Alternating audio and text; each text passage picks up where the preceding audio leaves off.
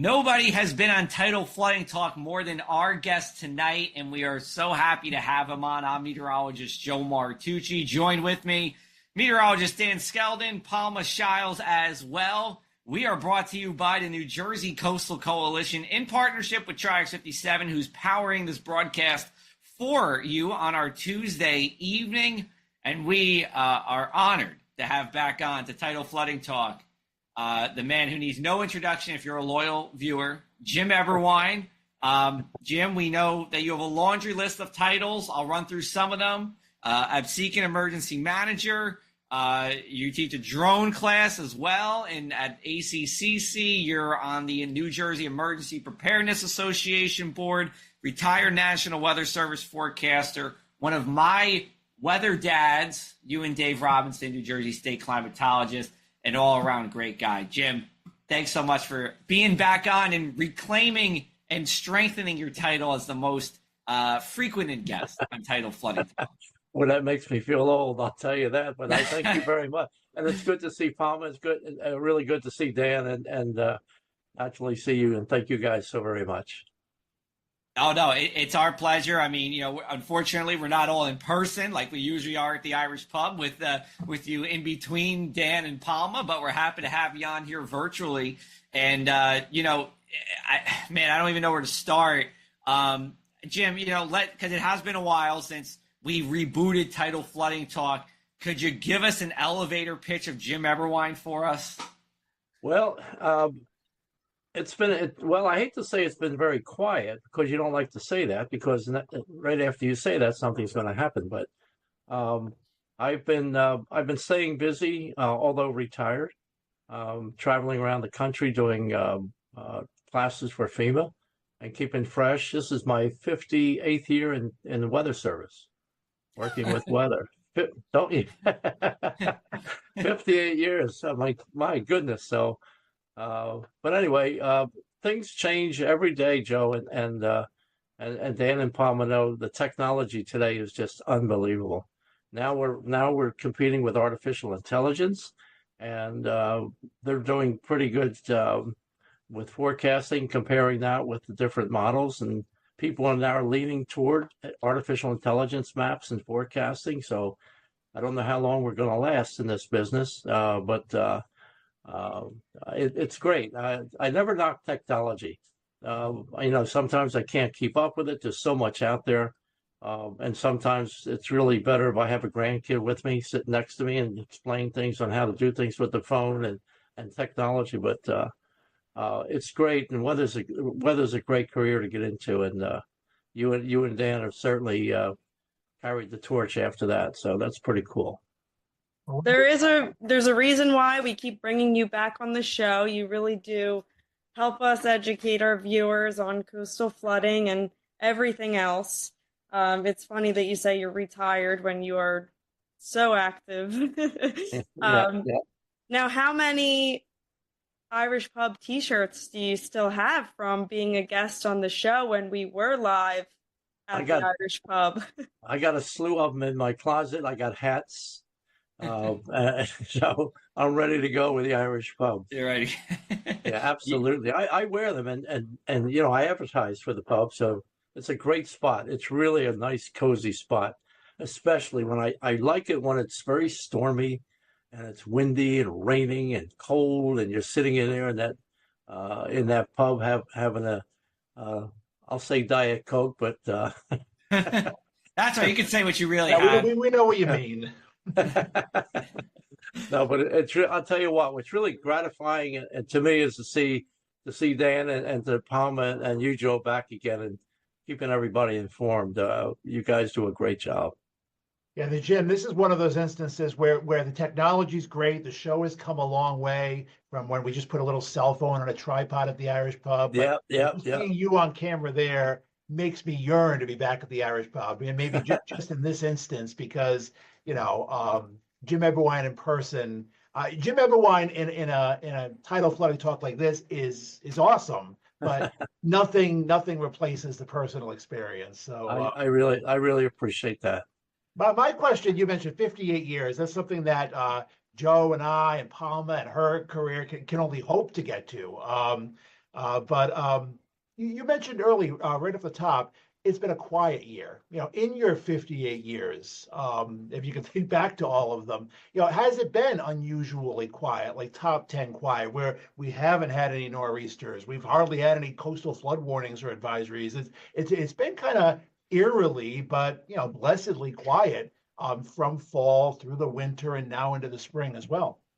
Well, it's funny you should mention that, Dan, because with this little shortwave that's coming through, I think Friday and Saturday, and now I think we have a full moon coming up in a day or two, something. We may for the first time in a long time mention, maybe minor tidal flooding. It may inch up to moderate because the winds will be gusting in off the ocean. But I went back to just January 1st. I didn't go back to the beginning of winter, but just January 1st, looking at our wind rows for Atlantic City, the winds have been out of the northwest just about 95% of the time. Hardly anything coming from the east, which is indicative of an absence of nor'easters. So that's been good. But like the police always tell me, I'll walk in there and say, it's a quiet day. Jim, never say quiet, never say quiet. So the same thing in weather. It's been very, very quiet. When I was driving to the conference today, the back bays were a little swollen. So I think maybe by Friday, you'll see something mention of a minor tidal flooding event, something like that. But for the most part, we're doing really, really good. Really, and you see what's happening in the Midwest. They're just being devastated, absolutely devastated. Yeah, it's definitely been a shame there. And we're talking about the flooding. This is going to be.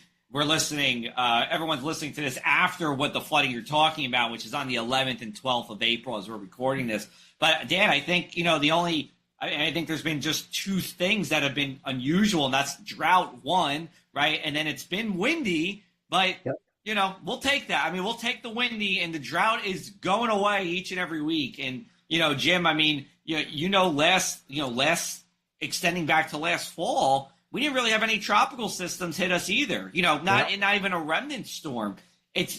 You can go, I don't know, when was the last time we had like multiple coastal storms or tropical systems hit us? I mean, it would have to, I think it has to be back to last spring.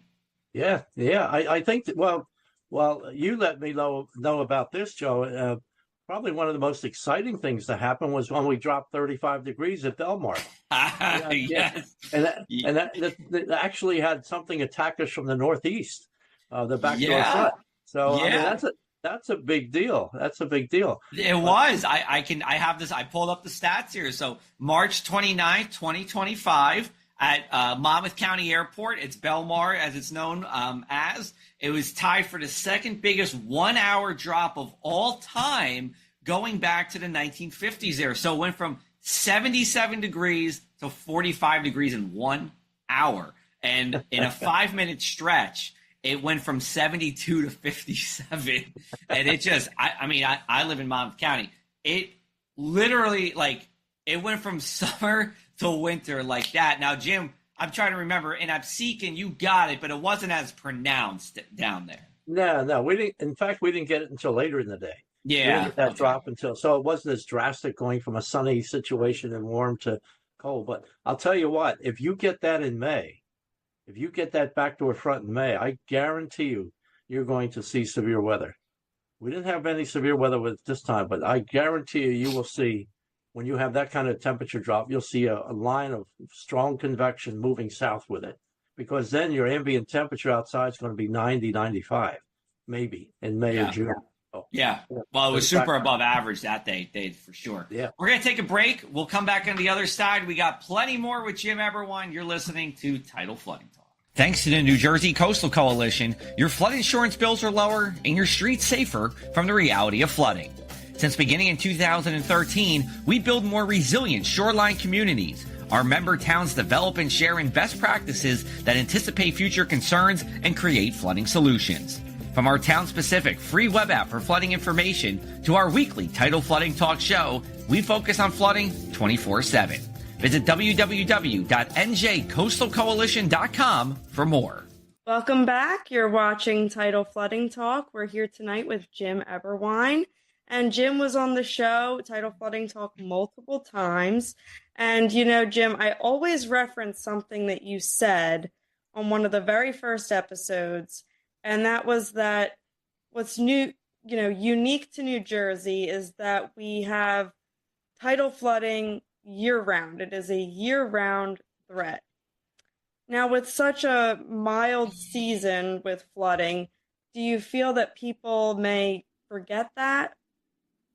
You're 100% correct. In fact, when I was at the conference today, not only are people forgetting, but I think they're going to cut back funds on some of the emergency management programs.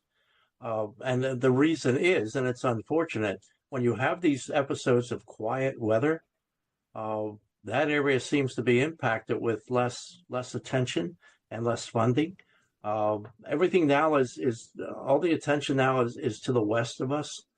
We've been very quiet here on the coast, and you're seeing what's happening in Asheville last year. Now you're seeing, I think they've already declared 5 FEMA or presidential declarations for 5 states out there in the Midwest. So it all depends. If you have a very active season, then the funds are going to be there for mitigation of upcoming years. But it's unfortunate. I hate to say that you need a disaster every once in a while to keep people on their toes, but you're right. Memories are short. A lot of people now have forgotten about Sandy. A lot of people have.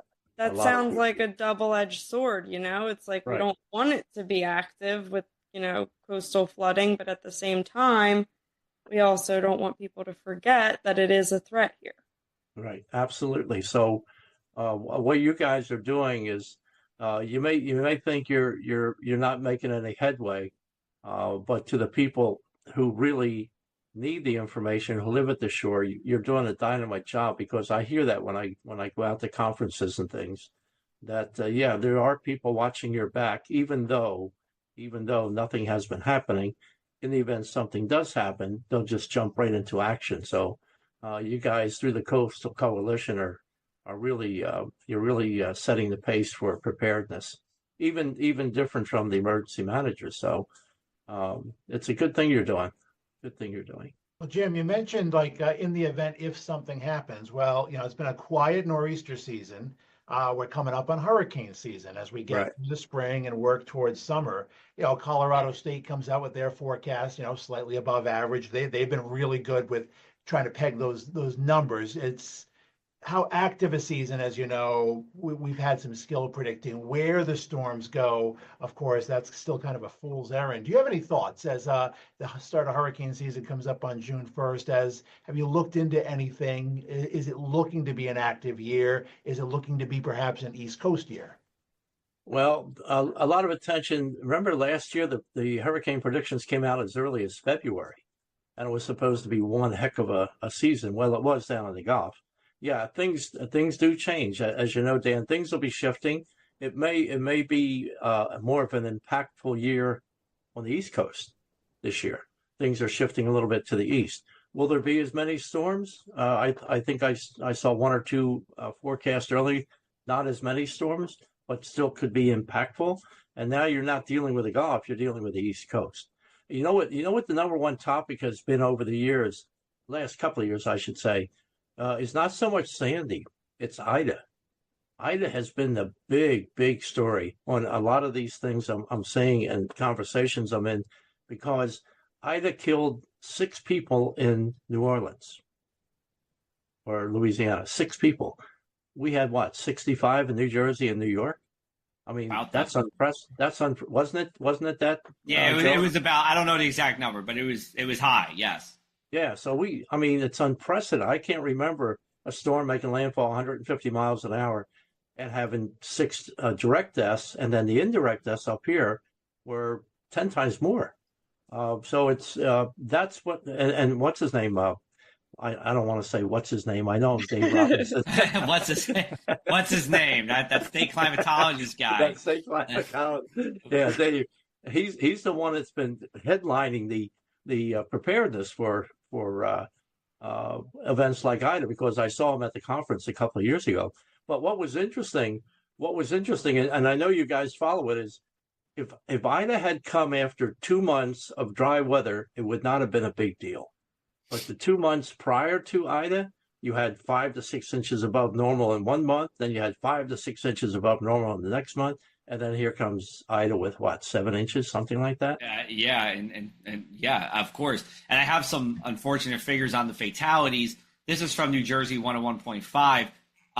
During Ida in 2021, we had 23 fatalities in New Jersey alone. So not, you said New York, New Jersey, right? Yeah. And New York had more, but 23 and just from New Jersey alone. And Sandy had 34, right? Yeah. So, Yeah. you know, it was definitely a very significant weather event. And, you know, like, you know, we know that this show is focused on the Jersey Shore and, you know, historically down towards Atlantic City, where Ida wasn't that big of a deal. But it was a very big deal, the northern part of the state and in New York City, even parts of Monmouth County saw 4 or 5 inches of rain in a short period of time. And yeah, we're you know, hopefully we don't have that. And again, as you said, Jim, sometimes you need one of those unfortunate major kind of storms to keep it fresh in your mind, because Sandy, you know, look, if you're 20 years old or younger, you don't have much of a recollection of Sandy right now. Yeah. Well, and, you know, it's interesting when you look at North Carolina, Asheville, North Carolina, and you look out what's happening out there now. The one thing to remember is God creates flash floods, but man creates flash flood disasters. Because what we do is we build sometimes where we shouldn't build. Our infrastructure is old. If you look at, you know, there's something like 6,200 bridges in New Jersey. There's 231 dams. And I'm thinking, you got to be kidding me. I've only been over maybe a handful of bridges. Where the heck are all these bridges at?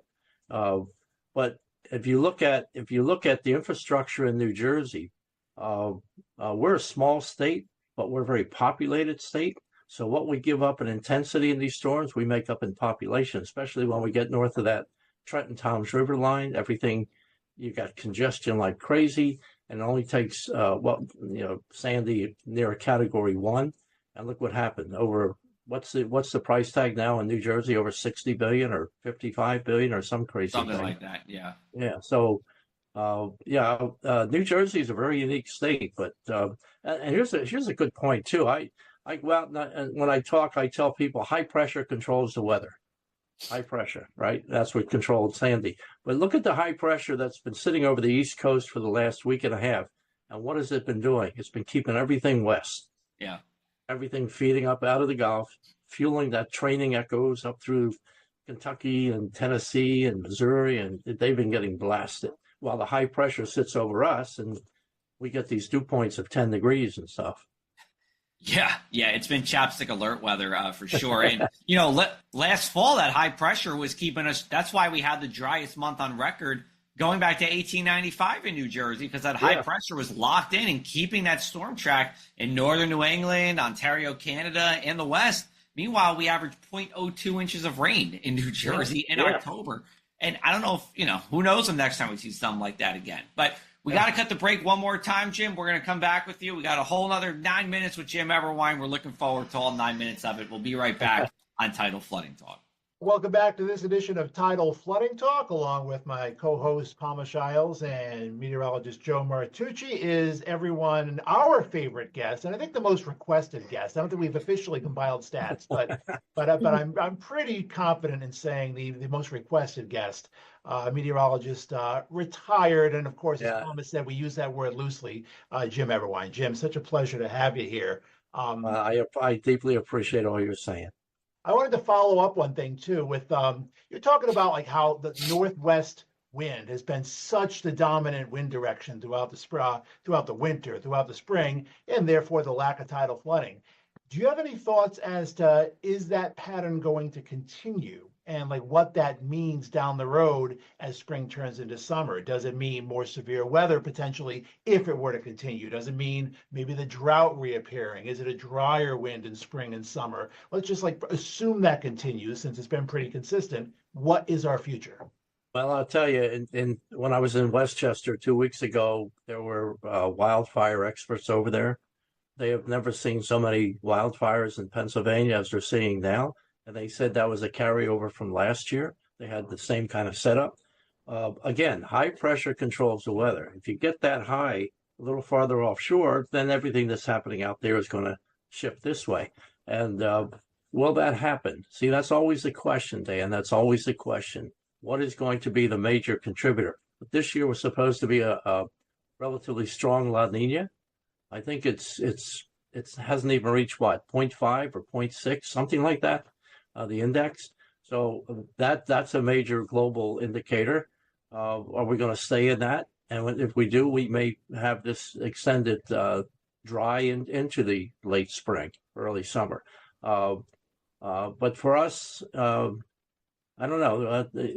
It's a tough call on the East Coast because we're battling what's happening just to our east, the ocean, and the oceans are a little bit warmer. If you look at the oceans today, I was just looking at Rutgers. Man, it's very cold out there. It's very cold out there, and here it is, the middle of April. So that's going to take what, a 2.5 month lag to warm up, and until it does, you may have like a semi-permanent high pressure sitting there, not far enough offshore that's going to give you sticky southwesterly winds and the early Bermuda high type weather. But yeah, it's a toss up. It's really one of the most important things that I hear a weather person say, and I've heard you say it sometimes, and I heard Joe say it sometimes, is I really don't know. That's it. No, I never say that. Yeah. That's a very tough thing to say when people come after you and say, hey, what's going to happen? You should know. And you say, gosh, I don't know. They're so disappointed. Yeah. I say it all the time, Jim, except to my wife, but I say it all the time frequently anyway. Yeah. Well, you know what it is, like, during this, we're getting into that thunderstorm, those pop-up thunderstorm season, and people just want to know, is it going to rain at my house? Yes. I don't know. I mean, right. I know that there's going to be a few thunderstorms around, at the shore, but I don't know if it's going to hit Margate, if it's going to hit Seaside Park, or if it's going to hit Monmouth Beach. I that's hard to know. And then in the weather apps, which, look, 75% of the time your weather app's fine, but your weather app's going to give you an answer, and a more definitive answer, but it doesn't always mean it's the right answer. Right. And it's just, you brought up AI in the beginning, Jim, and I wanted to make this point a little bit earlier, but AI is here. I use AI, and AI is going to continue to infiltrate, right?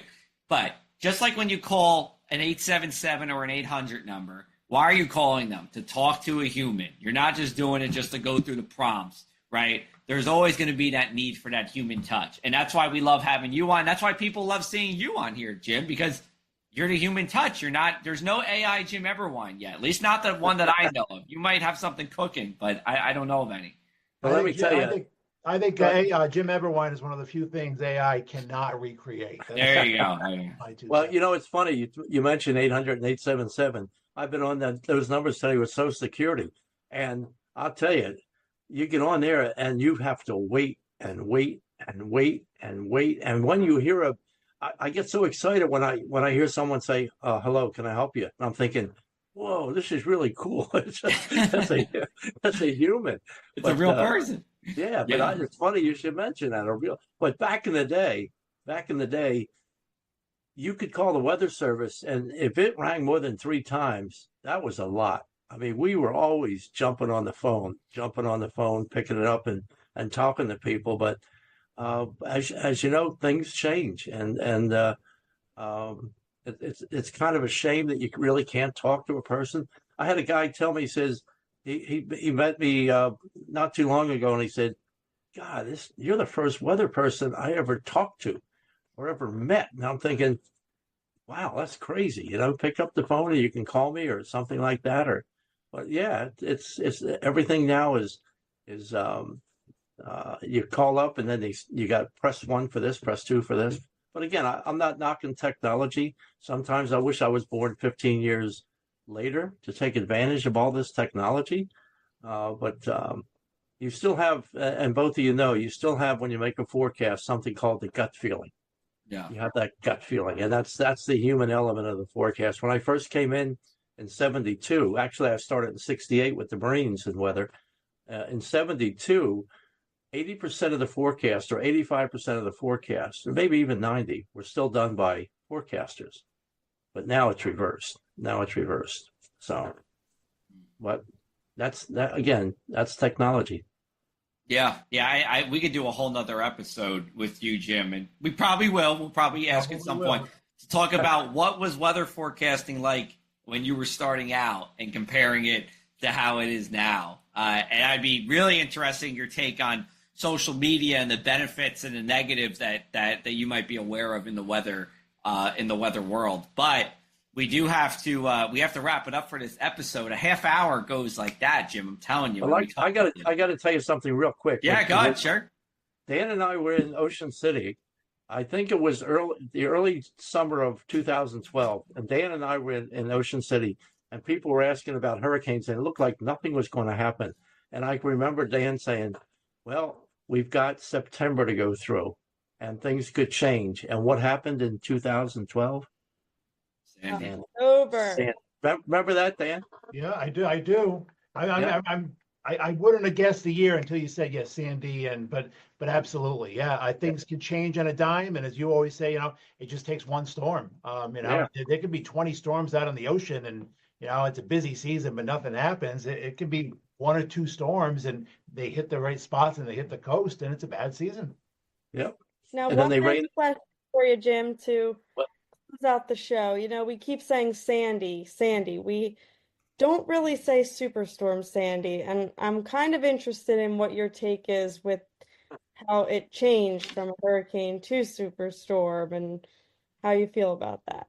Well, we could do a whole show on that, but what happened was the National Hurricane Center felt, along with the forecasters in headquarters along the East Coast, that at some point Sandy was going to come up out of the Bahamas and it was going to lose its tropical DNA and transition into a extratropical. They used to call them extratropical storms, but about 610 miles southeast of Atlantic City was going to transition into more like a winter storm.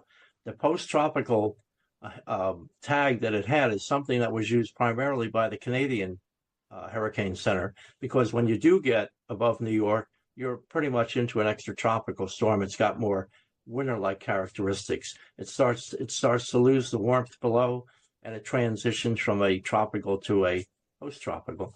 That was, and both of you guys remember, and you remember too, Palma, that it was a little bit confusing as it was coming up because the Weather Service was educating us about a post-tropical storm. And I think they only used that once or twice before.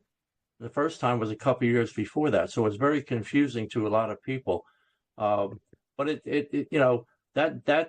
that discussion is going to go on for many, many years, right, Dan, Joe? Absolutely. It's going to go on for many, many years because the Hurricane Center had their idea, and then headquarters and the East Coast offices had theirs, and that's why you saw so many winter-type bulletins going out with that storm.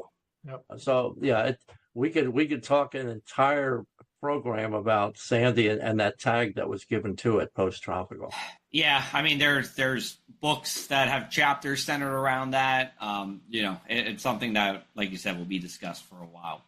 Anyway, Jim, we thank you so much for coming on. It's really special to always have you on here, Tidal Flooding Talk, especially now in our new iteration of it. We might have to do an episode with you at the Irish Pub just for old time's sake. But thanks for coming on. We really appreciate it. Well, it's really an honor for me to be sitting here with you three. It really is, and I appreciate that.